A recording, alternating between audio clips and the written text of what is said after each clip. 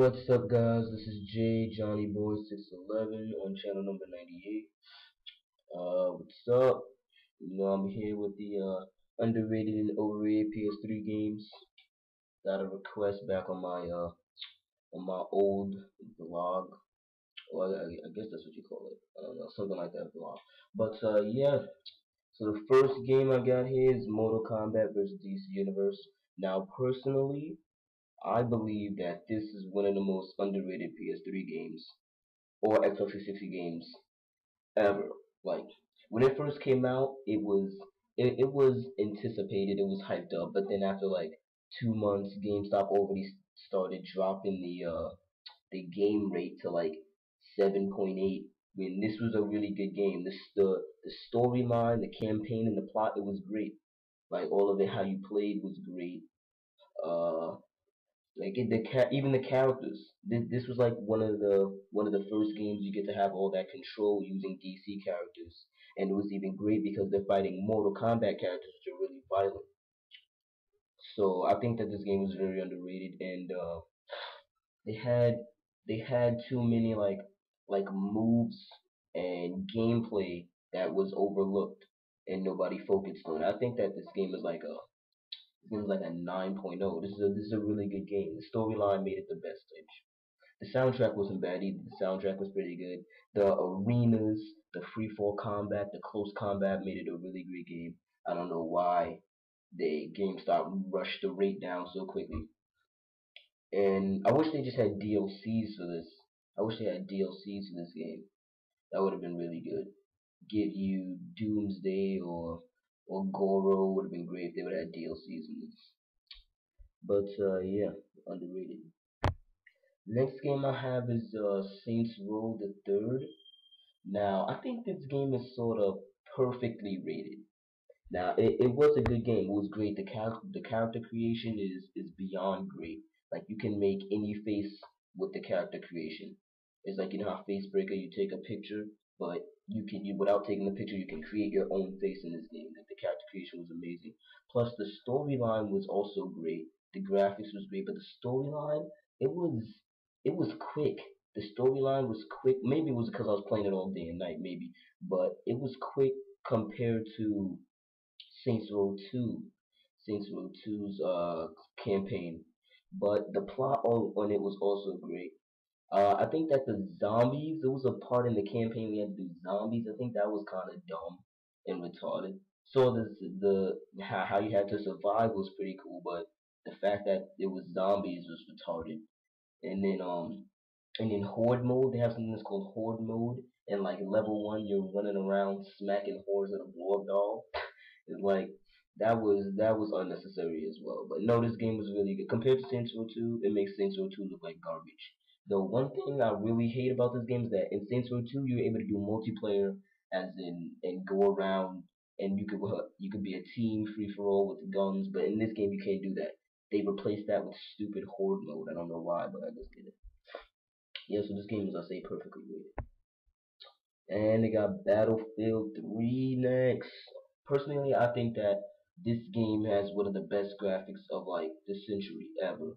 Like I think that the first person shooters out of first person shooters, this game has the best graphics because it's amazing.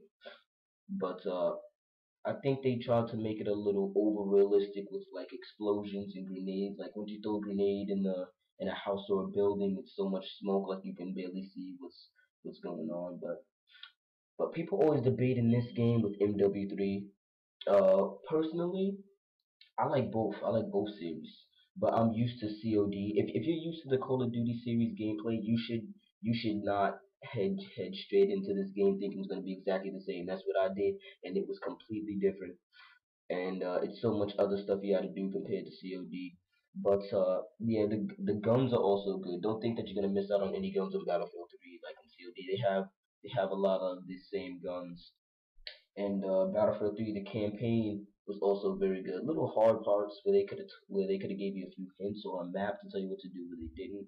I guess they could have did that, but yeah, yeah, it's pretty good. I'm glad that it won those awards. I'm glad that it won the awards because it does deserve it. But I'm not gonna debate which game is better out of BF3 than W3. If you want a fun war game, if you want a fun straight up war game, you should go to MW3. Well, MW3 I think is sort of a fail compared to the other Call of Duty games. But if you want a fun war game, go to MW3. But if you want a realistic, like you're actually in the war, suspense thriller, then you should go to Battlefield 3. You know, it's for different people. I'm not gonna debate it. Yeah, but I think this game is perfectly rated. People give this game respect. I like this game. Now we got Batman Arkham City. Now Batman Arkham City and Arkham Asylum, I love them both. Like the creators are they're beyond genius. I don't know how they create this, but the games are great. Uh, I'm hoping to soon download the Harley Quinn's Revenge that recently came out, and I'm trying to get Nightwing too. I'm trying to get Nightwing and then the other Robin, Catwoman. Not so worried about, but I guess I'll download it too, whatever.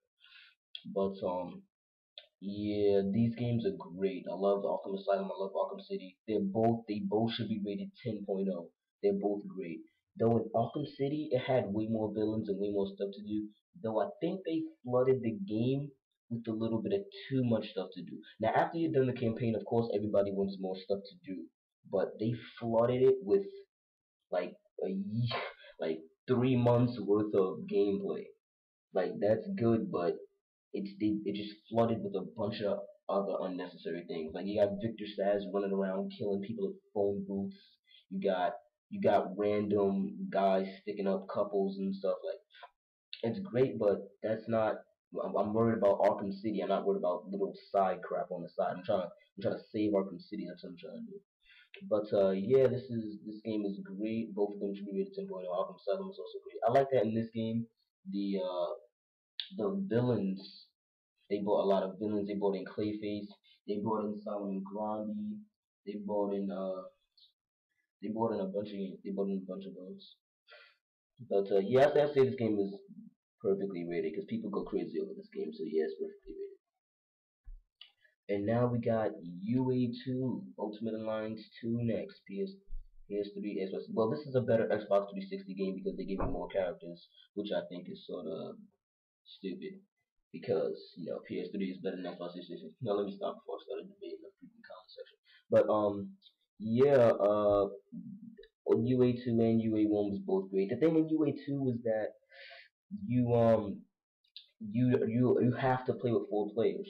You have to play with 4 people on your team. In UA1, you were able to go in with just Wolverine or just I don't know why games when they make a sequel they delete characters and add more. Like they don't have Ghost Rider in this. They don't have Blade, which I think is sort of retarded. But yeah, this is a great game. Personally, I chose Iron Man side to register because why are you not registering? You still want to keep a secret identity? Like that's stupid. You might as well register. Plus, Iron Man team has all the good people. Whoa, Hulk. Whoa, yeah, Hulk. Whoa. Come on, man. Hulk's not gonna freaking take down that whole freaking team. And that's how you know Deadpool's a beast. They matched him up with Hulk. That's how you know he's a beast.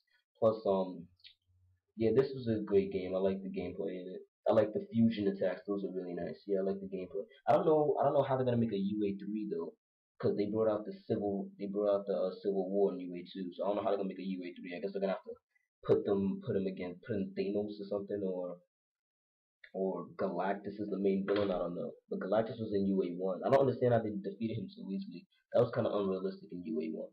But this game I think is a little underrated. It was anticipated a lot, but then people forgot about it quickly. I think it's a little bit underrated.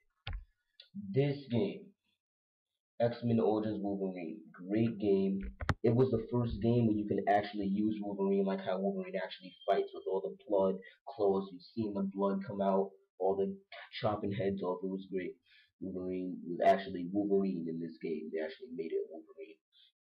Plus, I think this game is very underrated.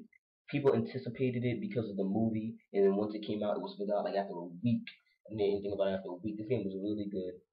GameStop boost down the rate quickly, just like MK versus DC. I don't know why, but yeah, this is a very underrated game as well. So yeah, guys, hit me up for requests on other videos. I got the one coming out soon. We got a request, but rate, comment, and subscribe.